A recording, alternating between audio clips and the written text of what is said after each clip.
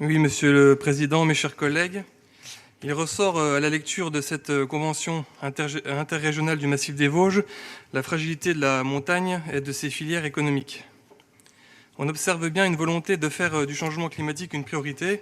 Ce CPER revient effectivement sur la diminution de l'enneigement, sur le changement de régime de la pluviométrie, et pointe les perturbations de la faune et de la flore qui composent le Massif des Vosges.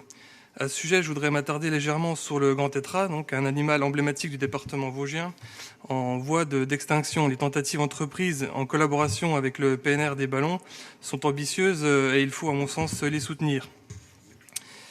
Dans ce CPER aussi, l'accent est mis également sur la filière bois. Alors j'aurais deux remarques à faire à ce sujet. La première sur le bois énergie, qui est une véritable alternative non seulement écologique, mais aussi économique, voire même géostratégique. Pour faire face aux sanctions en cours ou à venir en matière d'autonomie énergétique, ce qui apparaît dans le CPER n'est pas assez concret. Les aides ne sont pas détaillées pour les particuliers. La vision de l'avenir n'est pas assez claire.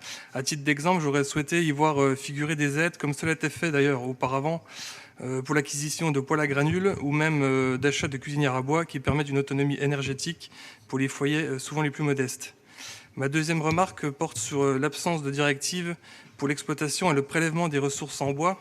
Je regrette que le CPER ne se penche pas sur les futaies dites irrégulières par opposition aux futaies régulières qui sont à l'heure actuelle une méthode d'exploitation appartenant au passé et qui se montre néfaste pour les sols. Je fais référence donc à l'érosion des sols. La seule solution qui met tous les experts d'accord, c'est d'aller vers le multi-essence. Et même si l'exploitation était plus pratique avec des futaies régulières, il faut que l'effort soit fait en amont et en aval sur l'ensemble de la filière. Donc notamment au niveau des scieries qui subissent les variations du prix du bois quand elles arrivent à en avoir. Elles savent d'ailleurs qu'au bout de la chaîne, en faisant face à une concurrence déloyale venue d'Asie, ce sont les meubles qu'elles n'ont pas pu produire elles-mêmes qui reviendront en face à un prix défiant toute concurrence. À l'heure actuelle, la filière bois ne peut ni s'approvisionner ni vendre ses produits à des prix compétitifs.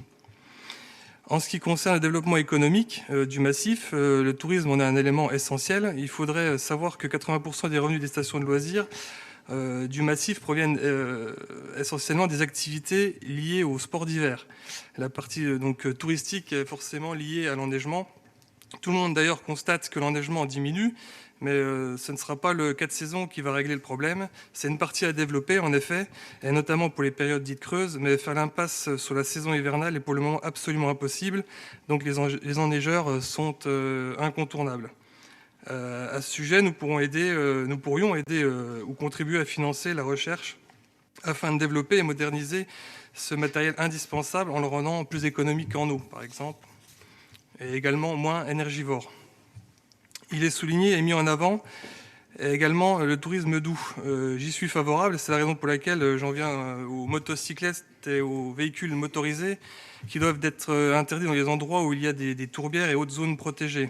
N'étant pas vraiment respectés, à l'heure actuelle, je souhaite qu'il y ait une meilleure signalisation pour empêcher ces véhicules nocifs pour l'environnement dans les endroits précités et pourquoi pas une plus grande présence des brigades vertes ou une convention signée avec la gendarmerie pour une intervention plus dissuasive. Aussi, sur la route des crêtes, actuellement, les véhicules de la navette ne sont absolument pas adaptés.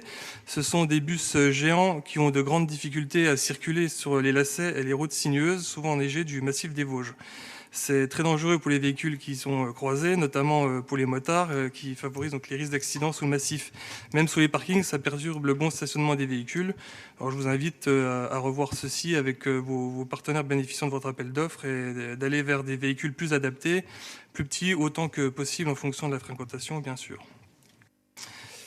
Enfin, pour terminer, à l'aune de ce rapport, je voudrais appeler à la modestie. Les habitants des vallées vosgiennes ne nous ont pas attendus pour faire de leur logement et de leur mode de vie un mode de vie sain et résilient.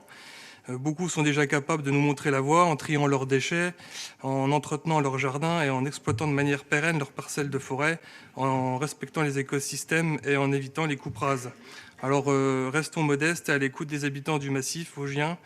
Ils ont su affronter de nombreuses crises, inspirons-nous-en. Je vous remercie et j'espère que mes remarques sont entendues. Merci.